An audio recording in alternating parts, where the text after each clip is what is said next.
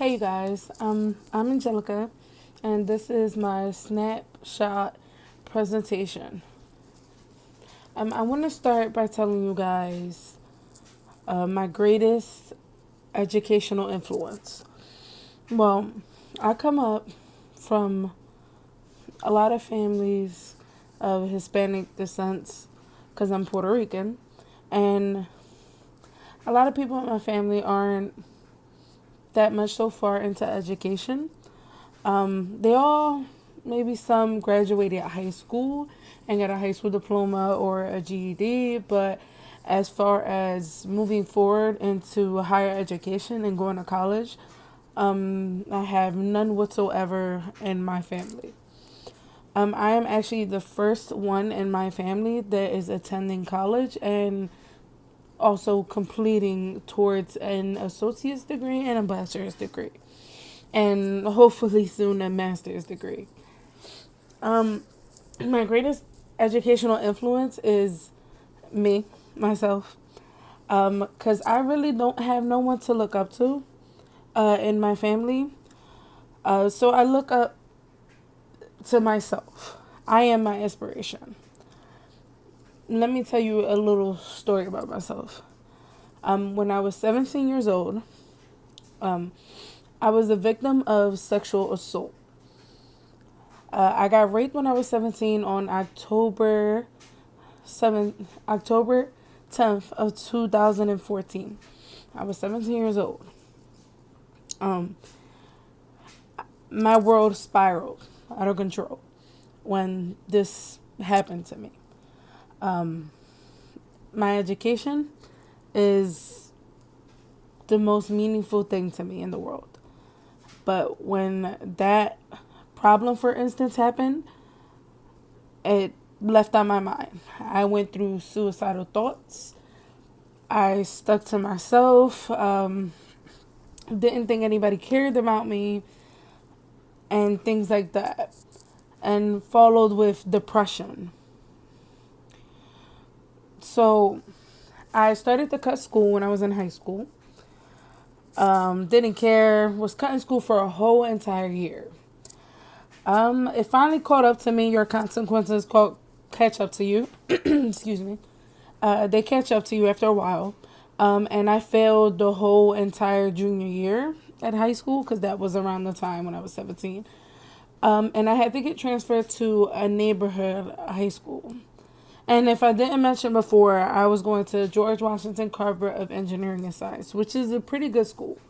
But I had to transfer because they wouldn't allow me to retake the classes or to do credit recovery or things like that. So I transferred and went to Edison High School, which is a neighborhood high school. I was to myself, I was just like, well, I don't care. I'll let it be. Until one day, um, I saw my rapist at my high school that I was attending, the neighborhood high school. I had forgot, well, not forgot, I had tucked me being a victim away to try to make myself seem stronger. I seen him. I lashed out on him.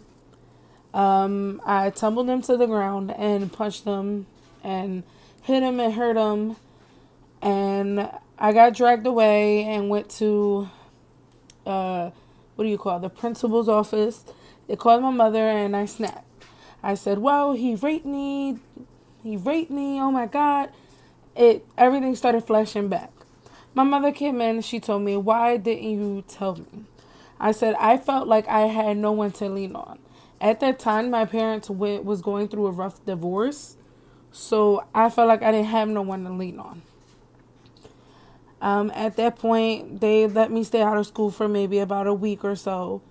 And I was just coming back with the same things, the suicidal thoughts, the depression came up. And until one day I sat in my room thinking to myself, wow, I'm really suicidal. I'm really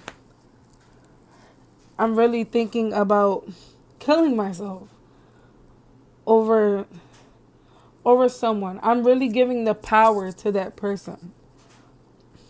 I'm really letting go of my education for this person. I was once the person who said, I want to be a doctor, I want to be a teacher, and I'm letting that person win by trying to end my life. So I said no more. I said from that day forward, I choose to be an inspiration for others. I choose to stand up and fight for the right of my education. Because just like Malala, she didn't get to have an education.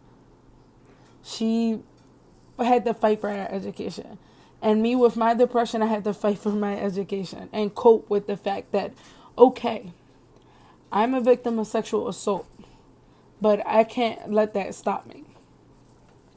This story that I just got finished telling you guys is a part of the reason why I'm my own educational influence.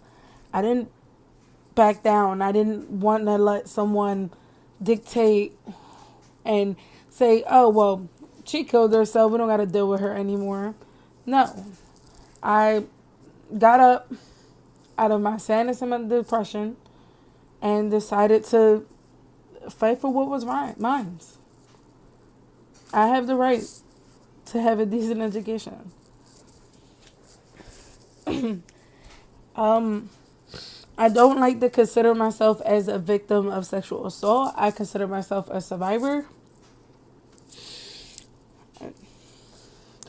Um, and thank God that I thought the way I thought back then, because a lot of people do kill themselves over situations like that, which is a very deep situation. People do feel alone.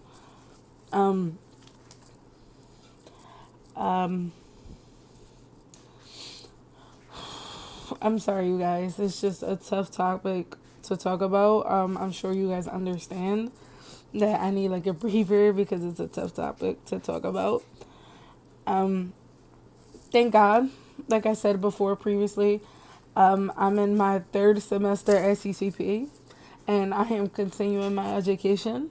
Uh, and I am going to be the first of my family, and I hope many more will follow after me, to graduate college.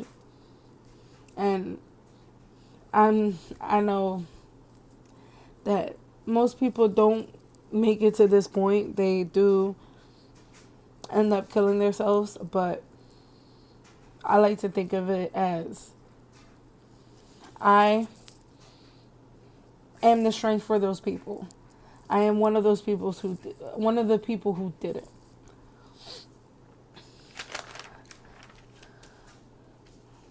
Um, I've been attending CCP since 2017. Fall of 2017, I graduated high school. In 2017, of the summer of 2017. My greatest challenge of my education has been being the only one in my family to go to college, and also coping with me being a sexual assault survivor. Being the only one in my family knowing about what FAFSA was, knowing about what was financial aid, what was getting loans, what was interest rates, and knowing of how hard it is and how much the bookstore costs, how much all their books cost. I had to figure that out the hard way because no one else in my family never attended college, so I had to figure out the hard way. I had to run back and forth with counselors and academic advisors and figure everything out on my own. But in the long run, I'm still here third semester, still toughing it out. Um, I just want to thank for this class, FYE 101, because it's, I wish I was able to take this class when I first started because it would have been a major help.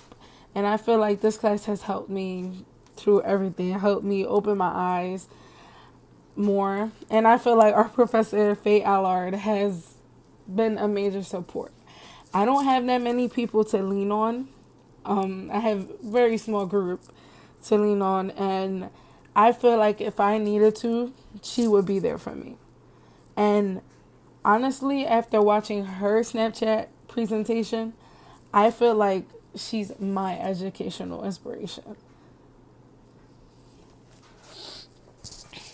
I like to continue by telling you how college is so much different from high school.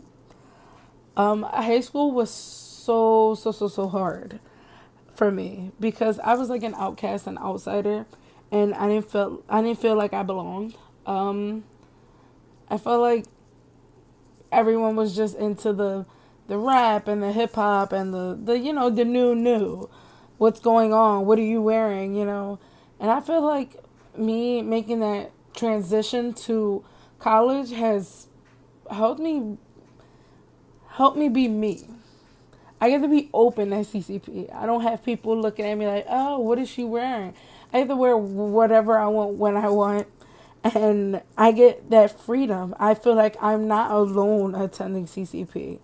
I feel like, wow, well, it's okay to wear a crop top and me being big, because other people do it. It's okay to show my arms a little bit, It's okay. I feel CCP has been a major help in my life. And it helped me through many things. It helped me to get to know myself. It helped me to cope with being a sexual assault survivor. And it helped me maintain my education. I want to leave you guys off with 3 problem strategies. Number 1, rate my professor will be your best friend. I learned the hard way when I had a psychology teacher, well, professor, who was horrible. Would change definitions during exams, wouldn't care if wouldn't even hear you out. I learned the hard way until I figured out what rate my professor was. And this website, which is, it lets you see the rankings of different professors and see if they're good or not and stuff like that. It lets you pick your professors. I wish they had this when we were in high school, but thank God they have it in college now. Number 2, use all your sources in the campus. Everything. I'm talking about learning labs, tutors, counseling, academic advising, single stop. They did not have everything we needed in high school as much per se for me as a connection wise. But at CCP, you have to use all these sources because you're paying for the tuition. You're paying for all these sources. So why not use them? Why not get a tutor for free? It's free. Take that step and not be afraid. Use it. You're paying the tuition. 3, make connections, make a lot of friends at CCP, especially connections with teachers, because that will come a long way. Once you graduate and you need to find a job, you have teachers who are in the per se, the medical field that can help you with a job, that can help you find your way in internship. Your connections at CCP will help you along the way in the future. And finally, I know this video is 13 to 14 minutes long. I'm sorry, you guys. But I'm going to leave you guys with some food for thought. Even though things might get tough in life, there's always a way, no matter what. There's always a way to dig yourself out that hole. So the next time that you're feeling lonely and you feel like you have depression or suicidal, there's always someone else who will be there for you. And I like to invite anyone who, quite frankly, needs a friend. I will be there for them. Again, this is Angelica, and this is my Snapchat presentation. Thank you.